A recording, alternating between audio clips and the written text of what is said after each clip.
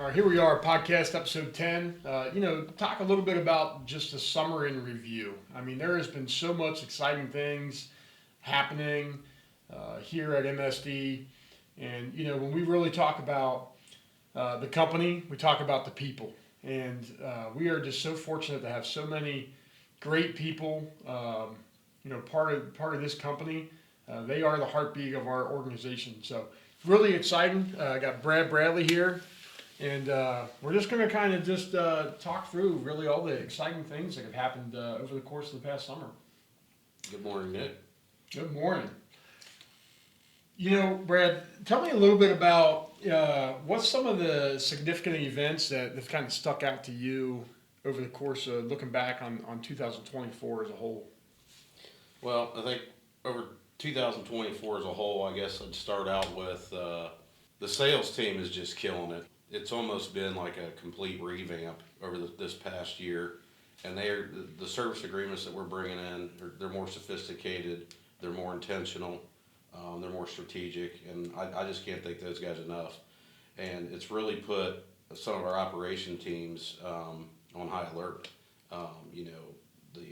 Particularly the service department. I mean, these guys are just drowning right now, and thank goodness we got personnel and team members that want to work overtime to help, satisfy these client needs. But that's why we're running specials right now. The incentives, right? Yeah. Special incentive right now to bring particularly Class A service techs in because we need to give our current team some more help. So again, hats off to the sales team. They're just rocking it. And having a great year, 22,000 man hours total maintenance base, and we brought on about just over 2,200 of new service agreement hours this year. So you're exactly right. I mean that's been a great start to the year for sure. Yeah, and even right now our service ops managers are out there in the maintenance. I mean that's how busy we are. So hats off to those guys for really helping out their teammates. I think that's a great point too. Is like when we talk about MSD and the culture, right? Like it doesn't matter what your role is or your title is. I think what you just said there is really awesome. You got Justin Ralston, you got Danny C, you got Lee, you got Nate DeMana. Those guys. Corey Hoke's been out there a little bit. I mean, they roll their sleeves up and they go where they need to be for our clients. Absolutely, they know support our people. They know what it takes, and they're always there. So, but as far as this year and particularly this summer too, talking a little bit more on the project side, 4 years ago, I'll go back and look at how excited we were that we finally got that MVCTC project. It was the largest project MSD has ever got in history. 25 mil, right, yeah, with the controls? 25 mil, adding some change orders in there, but very, very large project. Finally, that one is coming to a close, so that was pretty significant this year. We're closing that one out. Another one that sticks out that is soon coming to an end is the 4th and Walnut project. The opportunity that actually you somewhat started with Bob with the model group. Yep. And we've done several jobs with them now. They've been a great partner to work with. But yeah, that 4th and Walnut job, just huge buildings down there. It's right there in downtown Cincinnati. Brandon Thompson and Jeff Anderson running those teams down there. They've done a fabulous job. The quality is just superb. And there was a lot of logistics to that project, and that job just really sticks out. The piping's about done. I hear the piping team's going to be getting out of there here in a few weeks, and then I think Jeff Anderson and the sheet metal team, they got another couple more months to go. The basement's a lot of duct work to finish up. So, but that job's coming to a wrap. What an awesome partner. And I tell you, that's always cool when you see like historical builds get, revolutionized, right, and brought back into the future.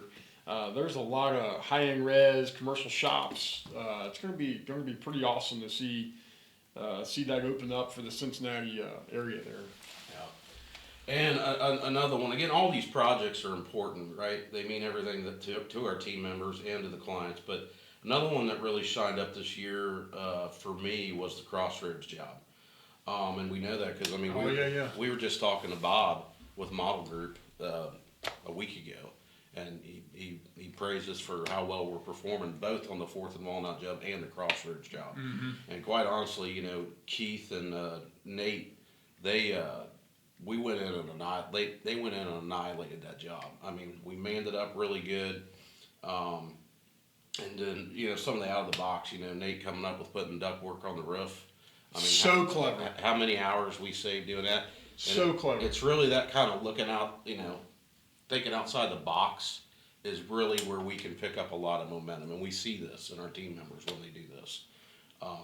Yeah, it was the right call. So, and it saved us, and again, we annihilated that job. Because if you remember when we went and did that job, we needed to work pretty bad. Yep. So we didn't go in there with big gobs of margin, because we're trying to get it for the most we can, right? Client had a tight budget, Client right? had a tight budget. That budget started at 17 mil, ended up going up to 22. And how many times did our guys bid it? Yep. So we did. We went into that job tight, but when you get production like that, you man the job up properly, and then you see what our team can do, and they did it. I mean, that job is phenomenal. Yeah, I mean that's innovative. I mean, hats off to Keith and Nate and their leadership out there, and working with David Rice with Model Group. That's what we love to see, right? And that's what makes this company really stand out. Is like we don't look at things the way everybody else looks at them, right? It's radical ownership.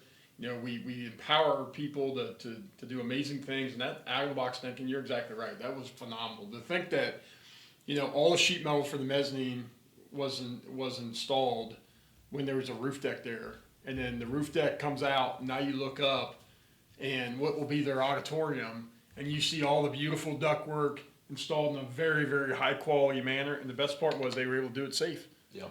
So hats off to that. That's a great one. You're exactly right there. Another one more recent, and we were just out there just a little over a week ago.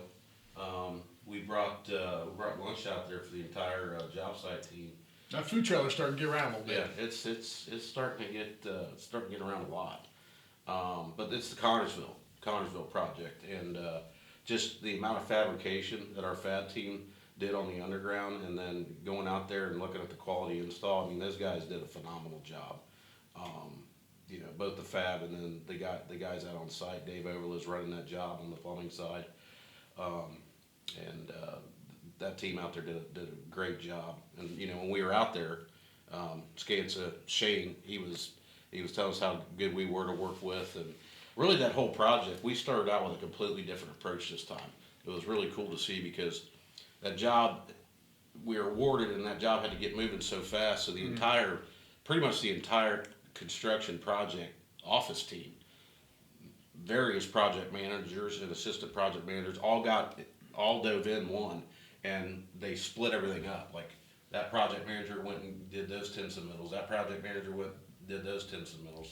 And quick turn. It was such a quick turn. Quick turn. I mean, this one here, to my knowledge, this is the first time we put 2 project managers on one job, and so far it's really gelling. I mean, Greg Ham, he's going to take care of the HVAC side, and John Hess is taking care of the plumbing piping side, and so far it's working. Isn't that cool? And some of that's happening right now, right? There's a lot of companies that are, struggling to get good representation on these projects, and it's really cool that our team, took that approach independently and split the workload to assure that we were able to meet the intense schedule, right? Because that thing sat and that was moving really quick. I'll tell you what else really blew our mind, right? Was that the VDC and the fab shop. Oh yeah. The fab shops, it's gaining ground. We're getting better and better. We're utilizing more technology that we have, and Jason Kine, bringing him in, he's really got some things starting to turn around. So hats off to him. Major out of the box thinker, and the VDC team, they're booming. We're starting to get a lot more work where we basically have to utilize VDC. It's part of the scope, which that just enhances our fabrication abilities, right? Yeah. And it really allows us to get ahead on the project. We had Michelle and Jerry in there for years, right? And doing a great job, Jerry was always more of the plumbing piping. Michelle was handling all the sheet metal. Yep. And, seeing Ryan Shiverdecker come in, Chris Bellamino, I mean, that team's really starting to grow. And really, that's key because that fab shop needs that high quality detail. The manufacturing sheet metal shop needs that high quality detail. Yep. And those two are able to boom. It was pretty cool walking that job, I will say. I remember looking at it just saying, "This is pretty cool that every stack's just straight." I mean, the way that underground flow was just really cool to see. I look at it as far as this company, we just keep growing and growing, and that's great because if you're not growing, you're dying. Yeah. And bringing Chris in, having the plumbing background and being a plumbing journeyman, now you have that plumbing sophistication that adds value to the VDC department, right? Because he's been there, done that. He knows what to do, knows what not to do.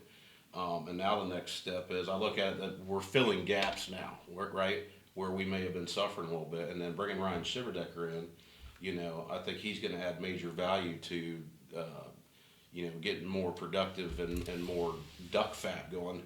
Duct fab is nothing new to us. We've done this for several years now, but we definitely want to see the amount of duct work that we're fabbing increase. And I think Ryan will bring that to the team. Yeah, it's been neat to see. Couple cool awards we had. When we think back last summer that we were on that Welcome Stadium, we just had that Dayton BX award ceremony earlier this month, and that Welcome Stadium. Remember how aggressive that was? Oh yeah, those everybody on that site. I mean, it was one of the most aggressive projects we've had in the last several years. It was with Shook.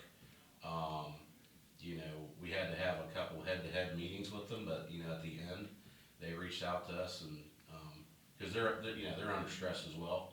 They're trying to get this job done, which at the time was an unbelievable schedule, but they pulled it off and did a great job. And Shook has been a great partner, and I believe that's why they wanted us to do the project. You know what's cool about that too, about their partnership approach is we really feel like they value their trade partners, right? They're not subs, they're trade partners. And when they reached out and they said, "Hey, Chapel, our electrician that stood by us this entire way. Hey, MSD, you handled the mechanical, the plumbing on a very aggressive schedule. That was a big thing for the Welcome Stadium renovation there, and for that whole project, got the Bolt Award, right? I mean, just what that means for sense of community. We talk people, clients, community. That was an awesome one. The other thing too is we had some team members at the ABC and also at the Dayton BX get recognized. Yeah. So huge shout out to Tyler Minnick, right? Got Craftsman of the Year at the Dayton BX for sheet metal HVAC. Lester Oda got the plumber Craftsman of the Year. And then that's just really cool to see our people recognized because we get to see it day in, day out how much they care about assuring that we safely deliver that high quality solution in accordance with these aggressive schedules that we find ourselves in, while we're also still trying to meet a budget at the end of the day, right? So it takes a great milestone. Yeah, absolutely. And one other thing I wanted to mention, I think a highlight for 24 this year is manufacturing. Eric Coulter and his team. You ain't kidding. Wow. Back there. I mean, the amount of workload. I mean, I think we're up to like almost 70% of their revenue is external sales. Wow. Right. And we got two big projects with TP. They're somewhat getting close to wrapping up the Cincinnati one. They'll be starting the West Carrollton one. But like those guys went from not having, the shop was immaculately clean. Yeah. Because we were pretty slow. Yeah. The first couple of months starting out in 24, and they are just slammed right now. I mean, Darren Sawyer's, thank goodness for him bringing in sheet metal guys from the field, and they'd come in and help Eric knock out some of these orders, and we've done quite a bit of hiring back there. But I'd say probably for the last decade, they're probably the most busiest they've ever been. So. Really good to see that back there. They've had some just shy of about 2.2 million in backlog right now for manufacturing group. I don't know that we've had that high of a backlog in a very long time. They're killing it. So hats off to those guys because we didn't see it coming. And but they've made it happen. You talk about Eric Coulter too. The way he sets the stage and embraces, he has that passion for quality. That Yes. ductwork and the way it's staged and the way it goes out. And I mean, having him part of the team and leading the force back there is just we are truly blessed. I mean, what a tremendous teammate. Absolutely, and Eric's the type of manager. He cares about his people. He's not going to put up with a lot, but he makes that very clear what his expectations are, and he does. He holds people accountable, and his team members back there, they work hard, because they know the expectation. So that whole entire team has just come together and just knocked it out of the park. I mean, it's quite phenomenal what they've been able to achieve this year, with the amount of people they have, and they've done it. So. Another thing too is like we saw some cool stuff too. That switch gears a little bit is the technology group. I know they're up in Tip City. We're excited to get them back and be in the Dayton office together. But that group's done some pretty exciting stuff this summer too. I mean, electric just continues to boom year after year. What a great added-on service for our clients, being able to bring that in-house for all the capital improvements. Their backlog is still pretty strong. The controls with the Code Labs, bringing that in, Yeah. game changer. Yep, it's a game changer. Again, just out of the box thinking, right? Yeah. Seeing Joe Thacker work with Cedarville University, Rick Richardson, and really being able to say, hey, let's bring all your points in. Let's really evaluate not just one building, but let's evaluate your campus, right? And let's try to get it to where you can see everything. And that's just that's that out of the box thinking again, that where team members just taking a radical ownership and really increasing that drive there.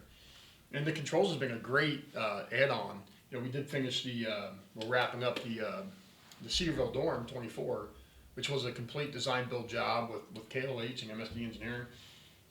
But controls was part of that, right? Yep. Yeah, and the fire security, it's growing. Tim's hired quite a few people over this past year, and I think we're really starting to get that dialed in. Yeah, I mean, so much it's so fun to reflect and look back on all the amazing stuff that's being achieved. I mean, you're talking about really a constant shift in continuous improvement. You said it before about just never settling. Like, what does that mean? I mean, here you are, you're leading all the ops, and what does that mean to you about never settling? And when you see that amongst all these groups. Well, it's all about, there's always issues, which that means there's always solutions that you gotta come up with. And the solutions are, Nick, you say this a lot every time we do new onboarding. It's not, no one person knows everything, but we have an entire team here that has all the resources and the knowledge to bring any type of solution to an issue or a problem that we have to solve. Mm-hmm. And that's what keeps me going every day. It's the people that surround each other. And it's just providing the solutions and us putting better procedures in place to come up with solutions, better solutions, quicker solutions. So that's what drives me, is to see a team approach that just seems to me keep growing and keep uniting stronger. Yeah. And that's what keeps me going as an operations leader. I'm ops, and I like solving problems. It's what gets me going. Opportunities for improvement all day long, every day, right? Yeah. Hey, if you're not growing, you're dying. That's right. Ain't nobody staying the same. So, we talk about people, clients, and the impact that we have on our community. When we talk about our team members going into facilities, right, and being proud of the quality work that's being installed, to where when family members come through, they're proud to say, you know what, MSD takes care of this building. They're the service provider here. You know what, MSD is the one that just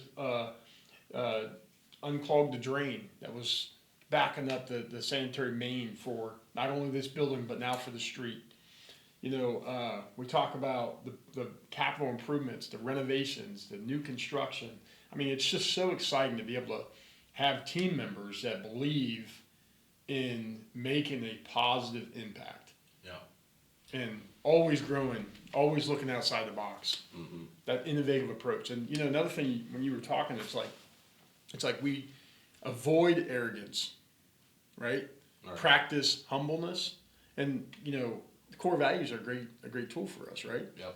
What do you think the impact's been on having those core values and really seeing team members that are believing and living them out? Right. So, I'll go back, I'll use an example, one of our core values is relentless. And, we just finished up talking about the manufacturing side. I'll speak to Eric Coulter, showing just what that core value means. Look at the amount of work coming in there, but that guy won't say no. He's going to make sure it happens, and it's going to be at the quality that it needs to go out, regardless. It's just we don't give up. Yeah. And so that's an example for me that the way I look at this company, and just use that word relentless, and that's exactly what we do. We're going to find a way, and even if we have to pay for it, if it needs to be something right for the client that we screwed up, we will fix it, and it will be on our dime. Yeah, that's a good point. And it's like don't take anything for granted, and it's pretty powerful when we think about consistent improvement. Every client relationship it's a great opportunity. We're not guaranteed anything, right? And when we it's fun to recap here and share these team members just going above and beyond, right? Not settling, thinking outside the box, using a little bit of innovation. That's pretty.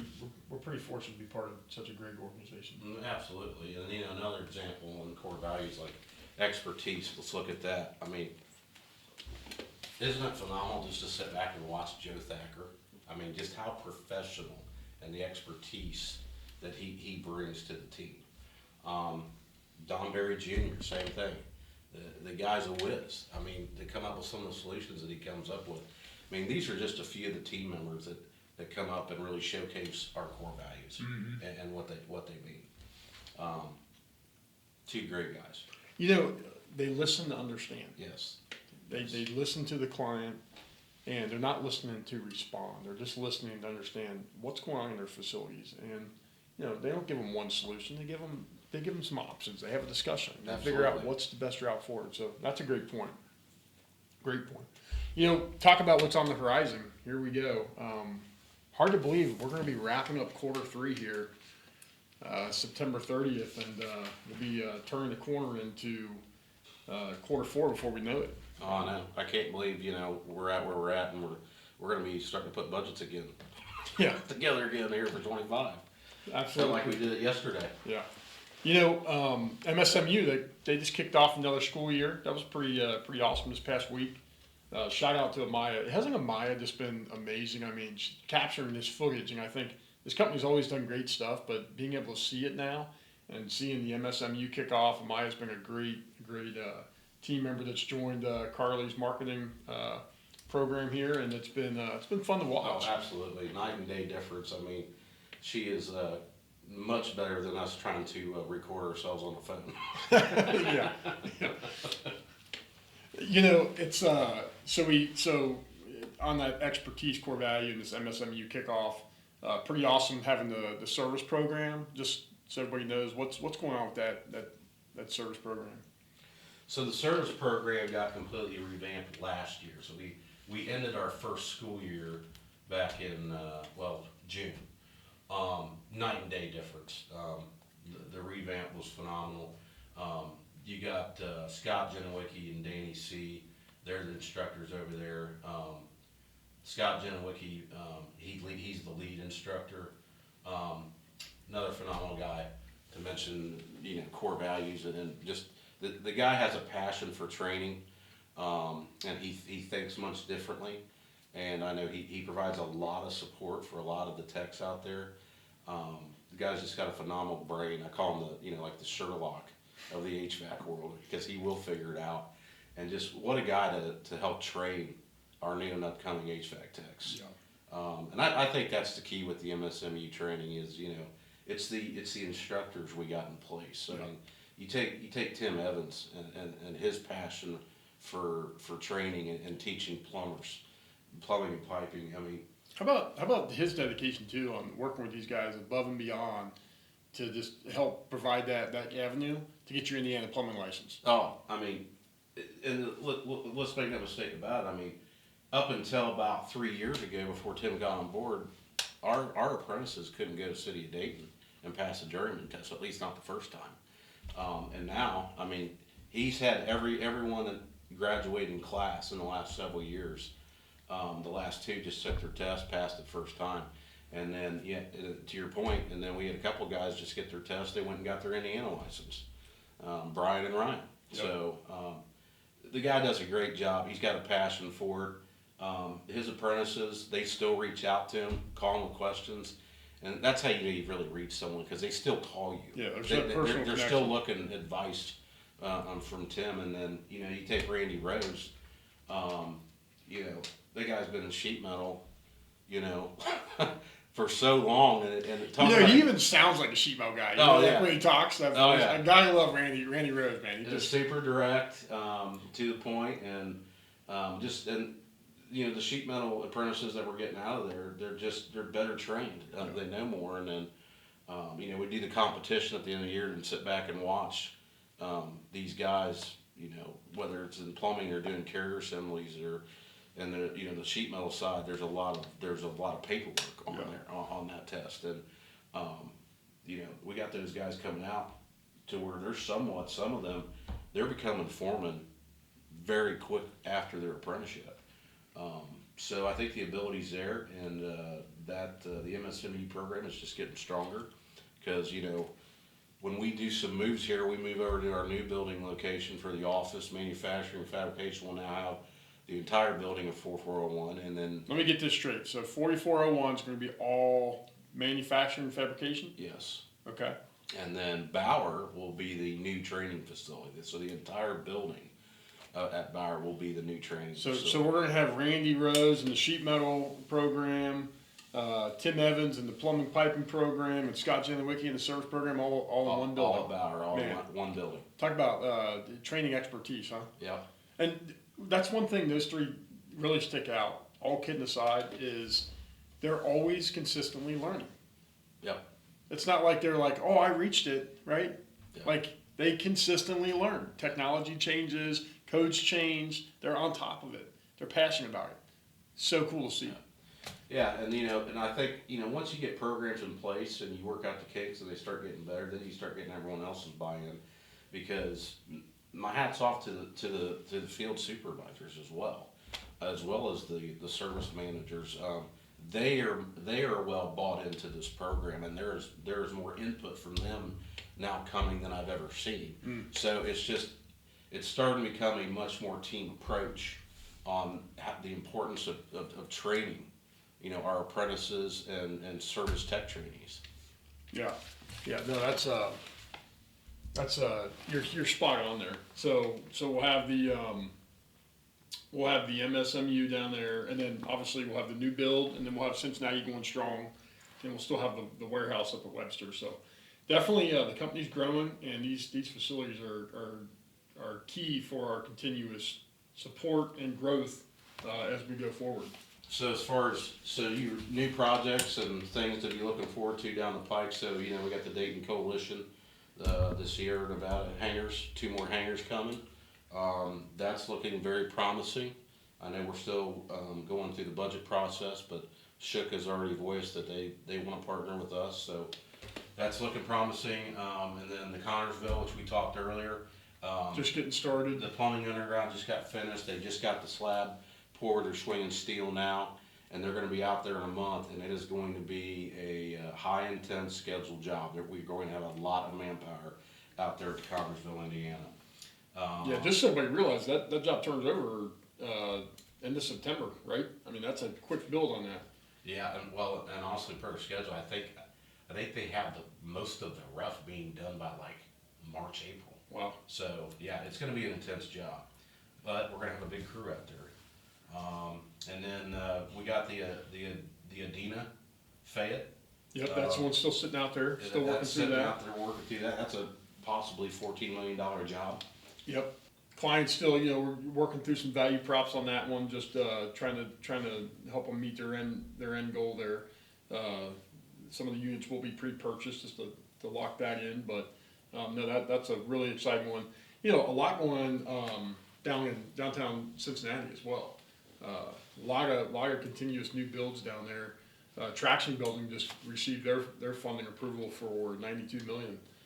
Yeah, there's the Traction Building, and then what's that other one on Seventh? Seventh and Avenue. Seventh and Avenue. Yeah, that Seventh and Avenue. Yeah, that's Okay. with talk about partnership with our engineering group working with KLH. KLH, yeah. That's Patrick Fernbach. He brought us in on that. Yeah. So yeah, but those are all looking promising there.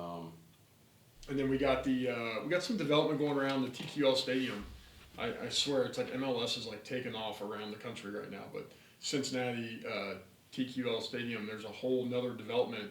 And talk about the power of relationships. So Dan Berger, who, the team's working with down there at Fourth and Walnut, we were talking about earlier, his wife, he introduced us to his wife Laura, who's a PX for Messer, and we started working on the preliminary budgets for the hotel right there by TQL Stadium. So talk about there's this one connection after the other. Skanska shook, the model group, Messer Construction. Still got a lot pending with Messer up in Dayton at Wright Pat as well.